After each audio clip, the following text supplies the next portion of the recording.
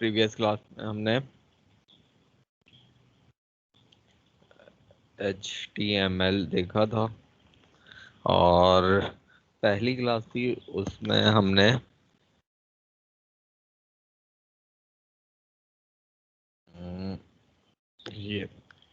ये देखा था कि पेज कैसे होगा, टैग कौन कौन से होंगे और प्लस ये कि ब्राउज़र पे कैसे चलेगा। तो ये वाला काम हमने किया था पिछली क्लास में। आगे चलते हैं। सबसे प्रैक्टिस हो गई थी यस सर।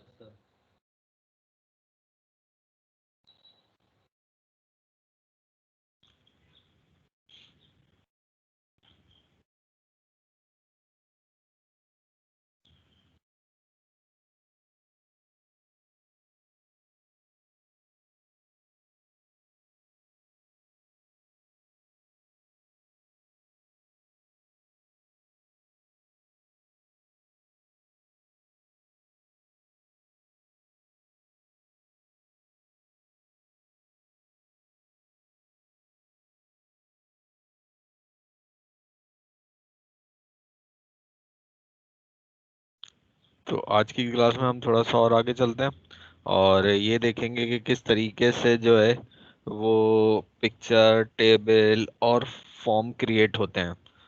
तो ये वाला काम भी आज हमने इसमें करना है, तो ताकि कंप्लीट चीज़ें हो जाए कि एक वेबसाइट का जो कंटेंट है वो किन किन चीज़ों पे बेस कर रहा है।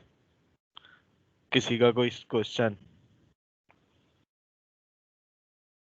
हाँ सर। चलो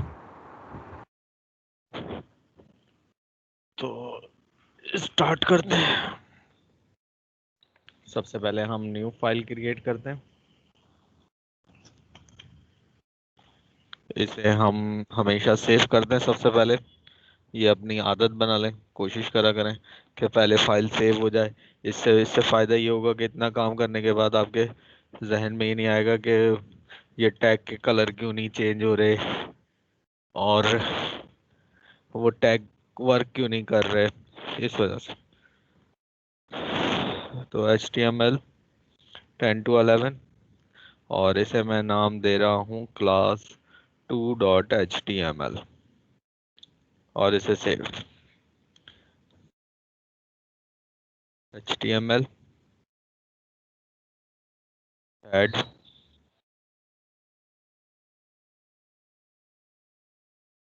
title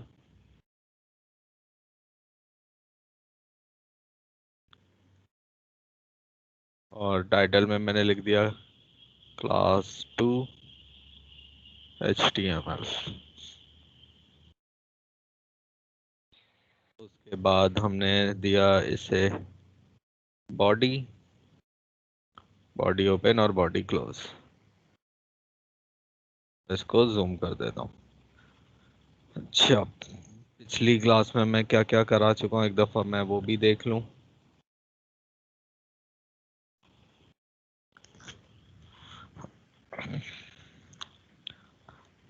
तो सही, ठीक है। तो आज की क्लास ये रही मेरे पास class2.html। अब यहाँ पे मैं स्टार्ट कर रहा हूँ एक हेडिंग से H1 जो कि सेंटर होगी और उसमें लिखा हुआ होगा HTML क्लास 2 और यहाँ पे मैंने अब H2 यूज कर रहा हूँ और अनऑर्डर लिस्ट। अनऑर्डर लिस्ट होती हैं आपकी बुलेट्स और नंबरिंग जिसे हम कहते हैं, और उसके लिए आपको टैग यूज करना है UL का। UL का मतलब अनऑर्डर लिस्ट और LI का मतलब ये आपकी लिस्ट आइटम होंगे। अब लिस्ट आइटम क्या क्या होंगे, जैसे मैंने इसे कर दिया कि भाई कुछ बुलेट्स में ले आओ पाकिस्तान, एल आई के एस ए, कंट्री नेम दे रहा हूँ मैं, यूएई, यूके, ऐसे, कंट्रोल एस।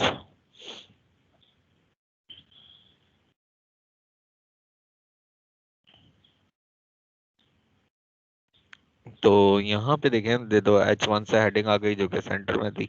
ये H2 से मैंने सिर्फ डिफाइन करने के लिए, बताने के लिए कि हम जो यहाँ पे अब चीज़ बनाने जा रहे हैं वो एक अनऑर्डर लिस्ट है। तो ये यूएल और एलआई में है। ये जो बुलेट है ये भी एलआई ने लगाया है, और टेक्स्ट तो आता ही है। सिर्फ यूएल का काम ये कि ये थोड़ा सा आगे हो जाता है, हाफ इंच। अगर हम यूएल को हटा देंगे तो आपका जो बुलेट पॉइंट हैं वो बिल्कुल पेज से लिंक हो जाएंगे, या जिन्हें हम आम अल्फाज में कहें कि वो अटैच हो जाएंगे। ये देखें, इसको रीलोड तो ये ऐसे हो जाएगा। तो इस वजह से एक डॉक्यूमेंटेड स्ट्रक्चर में यही कहा जाता है। HTML जो है या HTML5 जो है वो डॉक्यूमेंटेड स्ट्रक्चर है, तो उसमें इसी तरीके से लिखा जाता है। एक सेपरेटर लाइन ले लेते हैं, HR हॉरिजॉन्टल रॉ। इससे क्या होगा, आपको एक बारीक हेयर लाइन मिल जाएगी। ये उसके बाद H2 ऑर्डर लेस करते हैं हम इसको, और ऑर्डर लेस में हमने कहा OL, और LI लिस्ट आइटम, इसमें भी वही है। इसमें जैसे मैंने कर दिया भाई आईफोन, सैमसंग,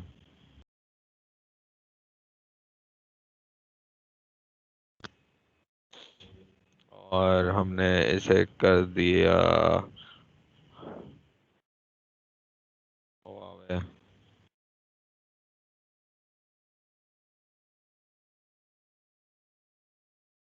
और नहीं, ओप्पो नहीं, हमने इसको कर दिया, हाँ एग्जाम्पल, और कोई बड़ी कंपनी मोबाइल की, लाइक HTC कर दिया। चलो, कंट्रोल एस और रीलोड कर दिया। तो ये देखें, ऑर्डर लिस्ट में फर्क सिर्फ ये कि अनऑर्डर लिस्ट बुलेट्स में कि ऑर्डर लिस्ट 1 2 3 4 में होगी। ये नंबरिंग है, ये बुलेट्स है। तो ये है, आगे जाके हम ये देख लेंगे कि अगर डॉट को किसी और शेप में बनाना है, 1 2 3 की जगह कुछ और लगाना है, तो वो कैसे होगा। आगे चलते हैं। उसके बाद हम बनाने जा रहे हैं टेबल। टेबल को अगर हम डिफाइन करें तो टेबल होता है जिसमें एक से ज़्यादा रोज और एक से ज़्यादा कॉलम हो, वो टेबल कहलाता है। तो टेबल बना दें।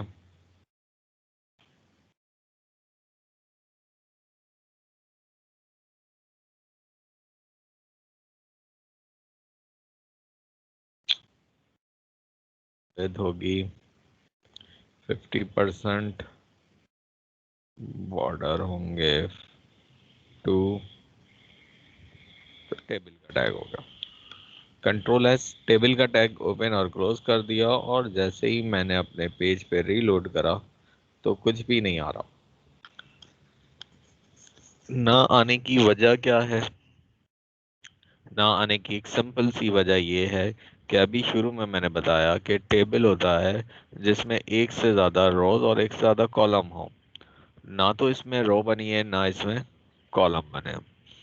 तो HTML5 में टेबल का स्ट्रक्चर क्या होता है?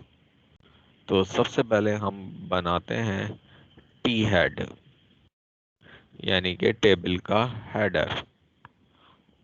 उसमें हम बनाने जा रहे हैं TR, यानी कि टेबल रॉ। सही है, टेबल की रॉ। उसमें हम एक रॉ बनेगी, और फिर TH टेबल हेडिंग। अब टेबल हेडिंग मुझे क्या चाहिए, SR, जैसे हमने कहा सीरियल नंबर। ये एक कॉलम हो गया एक रॉ में। टी आर क्लोज, एक रो बन गई, उस रो में एक कॉलम आ गया, टी एच नेम,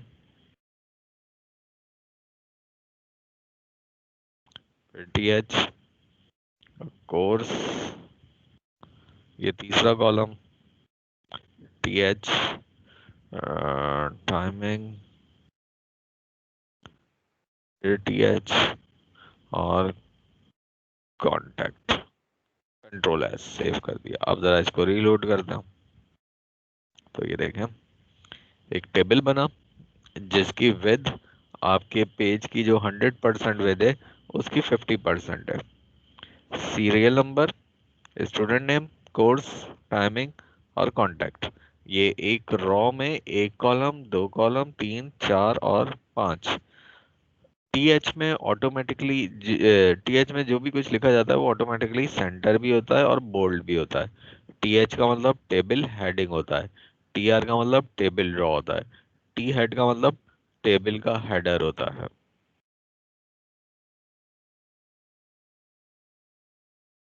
उसके बाद अब इसके नीचे रिकॉर्ड आएगा। तो हम जो यूज करते हैं वो करते हैं टी बॉडी, यानी कि टेबल की अब बॉडी वाला काम हो रहा है। अब इसमें भी टी आर टेबल रॉ बनेगी एक। अब सीरियल नंबर के नीचे क्या लिखा आएगा, 1। पर वो 1 कैसे आएगा, सबसे पहले टीडी का कॉलम बनेगा। टीडी का मतलब टेबल डेटा, या जैसे हम कहें एक्सेल, सिंपल।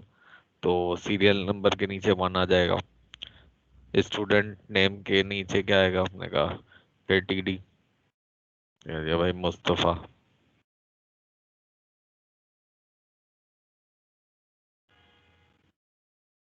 कोर्स के नीचे क्या आएगा, टीडी, जैसे डी आई टी, टीडी। उसके बाद टाइमिंग के नीचे क्या आएगा, 10 to 11। उसके बाद कांटेक्ट में क्या आएगा, टीडी। तो कांटेक्ट में आएगा भाई कोई भी नंबर दे देते हैं हम, कंट्रोल एस। अब मैं इसको रीलोड करता हूँ, ये आ गया। अब इसमें आपको एक फर्क नजर आ रहा है, जो हेडिंग है वो सेंटर में होती है, सही है, और जो डेटा होता है वो अलाइन लेफ्ट होता है, मतलब वो इंग्लिश स्टैंडर्ड के मुताबिक लेफ्ट से ही स्टार्ट होगा। तो अगर उसको भी हमने सेंटर में करना होता है तो क्या करेंगे हम अपनी पूरी रॉ जिसमें ये पूरे कॉलम बने हुए हैं इसको सेंटर कर देते हैं। टी आर अलाइन, क्या अलाइन करो, centre. T R raw align उसकी प्रॉपर्टी और सेंटर उसकी वैल्यू। सेव करा और इसको रीलोड कर दिया, तो ये आ गया था, ठीक है, 1। इसी तरीके से हम आगे चलते हैं।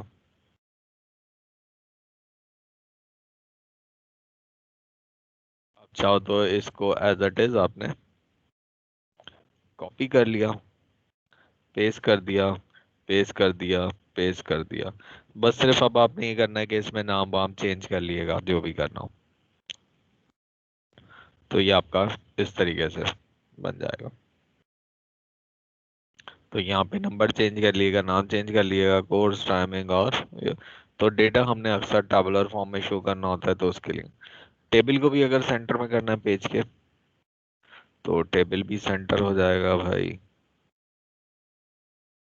ये जो आपने टेबल बनाया, जिसकी विड्थ बनाई, इसका बॉर्डर बनाया, इसको आपने अलाइन सेंटर कर दें,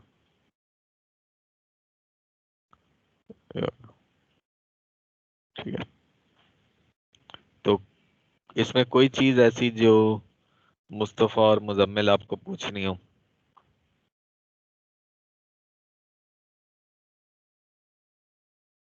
हाँ सर। चलो, मुस्तफा आपको? सर चलो, तो ये तो हो गया हमारे पास TR और TB, टेबल। अब कुछ चीजें ऐसी होती हैं जो आपको अपनी वेबसाइट में एम्बेड करनी होती हैं। एम्बेड करने का मतलब ये होता है कि आपने वो लगानी होती हैं अपनी वेबसाइट में, पर वो आ कहीं और से रही होती हैं।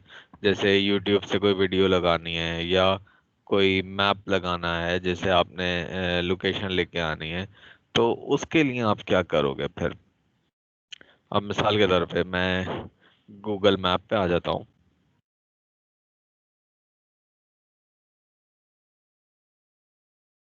Maps dot Google.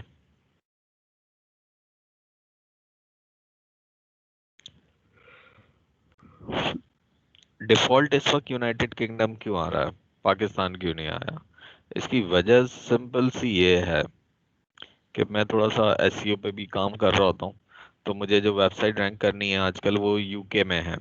तो यहाँ पे देखो, मैंने अपनी ब्राउजर की सर्च सेटिंग जो है वो यूनाइटेड किंगडम करी हुई है। मैं इसको सेटिंग्स में आता हूँ, सर्च सेटिंग्स में आता हूँ, और इसमें ये जो रीजन है इसको पाकिस्तान कर देता हूँ बस, और सेव कर देता हूँ। ठीक है, और ओके कर देता हूँ। I am not a robot. चलो भाई, अब ये हो गया पाकिस्तान। अब जब पाकिस्तान हो गया, अब मैं दोबारा इसको रीलोड करता हूँ। तो वापस जाना पड़ेगा मुझे।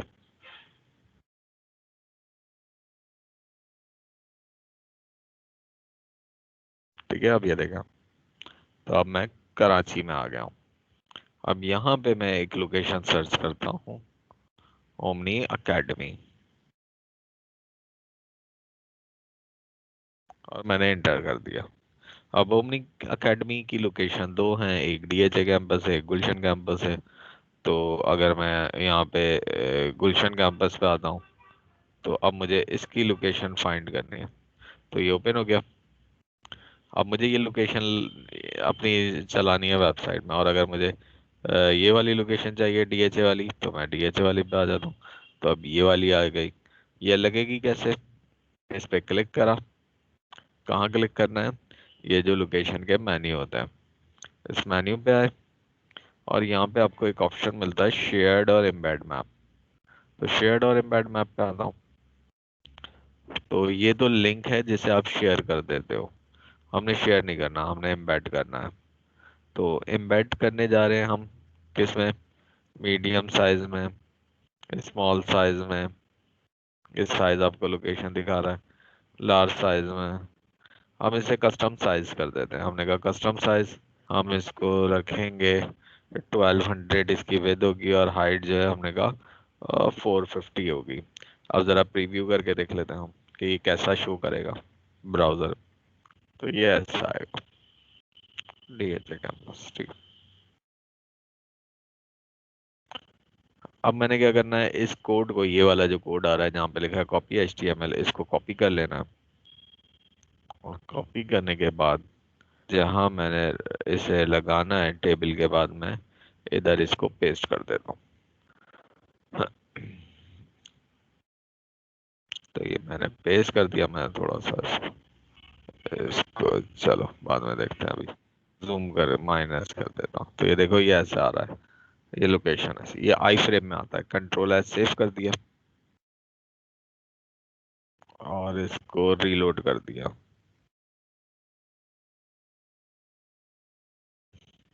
तो ये 1200 की विड्थ में आ रहा है।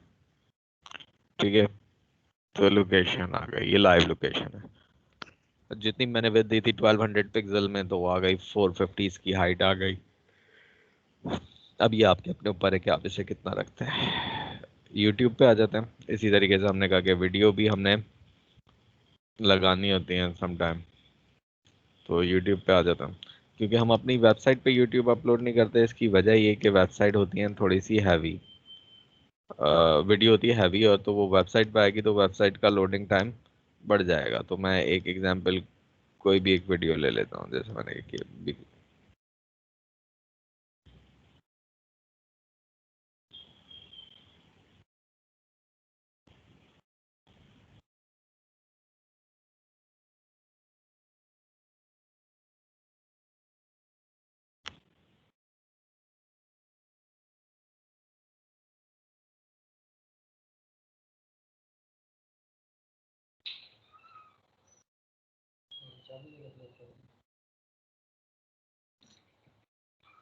ये देखें, तो इसे लाइक करना है, शेयर करना है, डिसलाइक करना है, तो हम आ गए इस पे शेयर पे। अब इस वीडियो, इसे शेयर करने के बाद आपने इसको फेसबुक पे करना है, ट्विटर पे करना है, नहीं, हमने शेयर नहीं करना, हमने क्या करना है, एम्बेड करना है। हम इस कोड को कॉपी कर लेते हैं। कॉपी करने के बाद हम यहाँ पे, जहाँ पे हमने अपना बॉडी खत्म कर रहे हैं या जहाँ पे हमने आई फ्रेम खत्म करा है, वहाँ इसको भी पेस्ट कर देता हूँ, कंट्रोल एस सेव कर देता हूँ। तो अब मेरी दो चीज़ें एम्बेड हो गई मेरे पास, मेरी वीडियो भी एम्बेड हो गई मेरे पास, मेरा मैप भी हो गया। अब मैं इसको रीलोड करता हूँ, ये देखें। अब इसका फायदा मुझे ये होगा कि वीडियो जो है वो यूट्यूब से चल रही है, पर ये देखें, सही।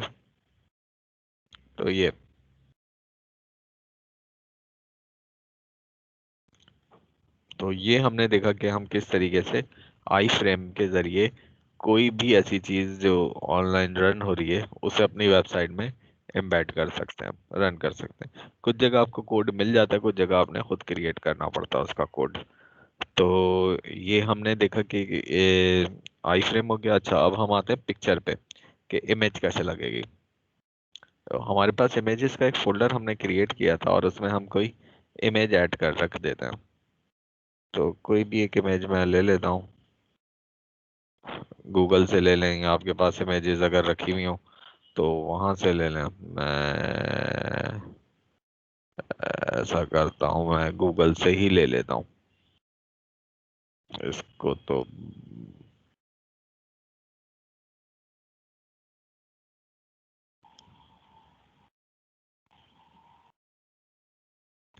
हम लेते हैं बिजनेस इमेजेस।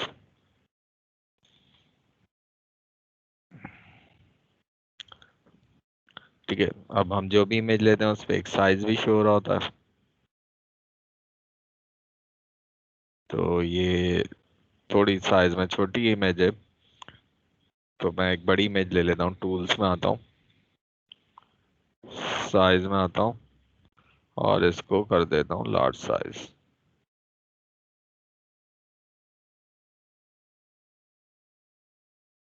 यहाँ पे मैं एक इमेज लेता हूँ, ये बहुत ज़्यादा बड़ी विड्थ और हाइट में इमेज है। देख रहे हैं इसका साइज यहाँ पे आ रहा है 3417। बहुत ही लार्ज रेजोल्यूशन है। अगर मैं व्यू करूँ इसको तो ये देखें, और ये देखें मैंने क्लिक करा तो ये बिल्कुल HD इमेजेस है, इससे भी ज़्यादा। तो खैर मैं इसको राइट क्लिक करता हूँ, इसको सेव करता हूँ अपने पास। अमूमन हम वेबसाइट में इतनी हैवी इमेजेस का इस्तेमाल नहीं करते हैं जिसकी रेजोल्यूशन इतनी ज़्यादा हो, साइज इतना ज़्यादा हो। इमेजेस में आते हैं और इसको मैं करता हूँ प्लानिंग, JPEG फॉर्म में इसको मैं सेव कर देता हूँ। और एक और इमेज ले लेते हैं, दो इमेजेस लगा के देख लेते हैं, आपको समझ में आ जाएगा फिर। ये भी अच्छी बड़ी इमेज है।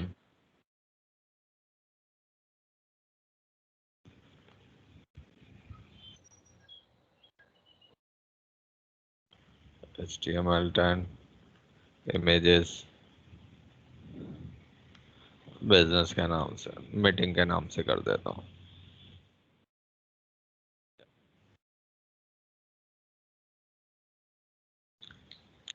अब मैं इधर इमेज लेता हूँ, मैं इमेज ले रहा हूँ एग्जाम्पल टेबल के बाद मैप, मैप को और वीडियो को नीचे लेके जा रहा हूँ।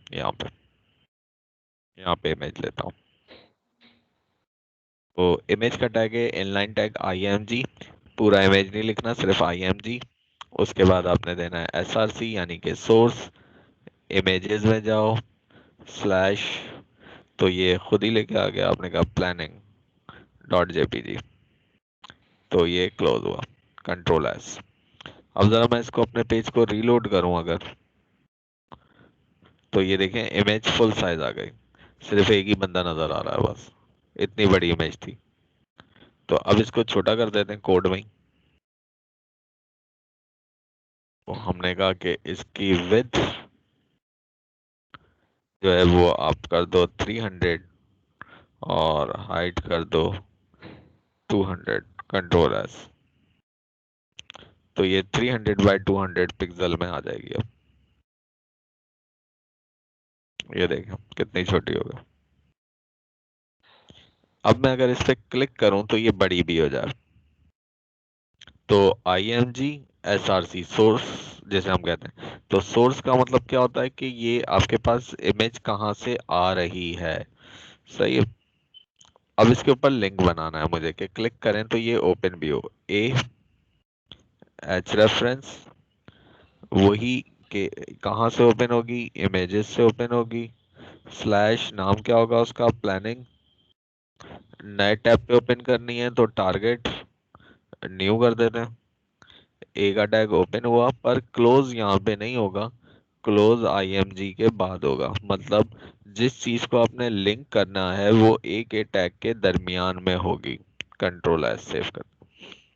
अब जरा इसको मैं रिफ्रेश करता हूँ और इस पे मैं क्लिक करता हूँ तो ये न्यू टैब पे ओपन हो रही है और मैं फिर अब इसको जूम करके देख सकता हूँ।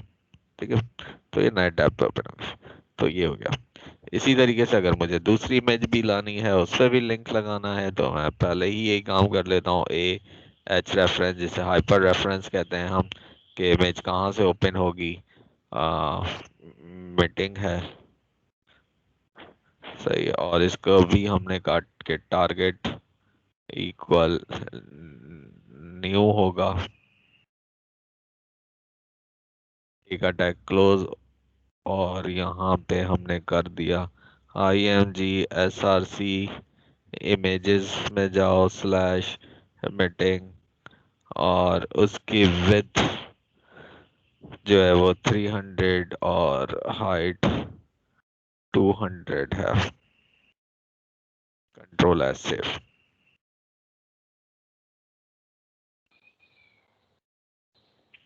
ठीक है, तो जैसे ही मैं इस पे क्लिक करूंगा तो ये आप देखें ये भी ओपन हो रही है और ये भी ओपन हो रही है।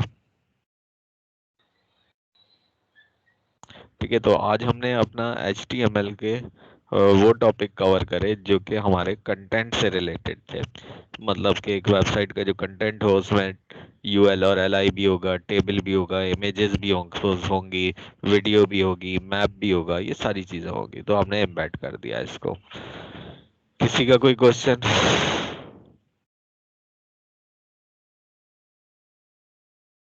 Yes sir. आप बोले। ये जो आपने बताया था, जो आपने न्यू लिखा था, न्यू टैब में ओपन हो रही थी, हम्म। तो बिल्कुल। जैसे गूगल पर है कि हम क्लिक करते हैं इमेज पे तो उस साइड बार में ओपन हो जाती है, तो इसके अंदर वो भी हो सकते हैं सेटिंग। इसके अंदर वो नहीं हो सकता, इसकी वजह ये कि HTML सिर्फ फ्रंट एंड लैंग्वेज है। आप अगर कंपेयर कर रहे हो इससे गूगल के लिए, तो उसमें फिर आपको कुछ और स्क्रिप्ट लगाने पड़ेंगे। वो CSS फिर के। इस वो जी वो स्क्रिप्ट होंगे कि वो क्लिक करने पे एक साइड बार में आ जाए। वो ठीक सिंपल HTML नहीं होगा। ठीक है। चले भाई, फिर मैं इसको स्टॉप रिकॉर्डिंग कर देता हूँ।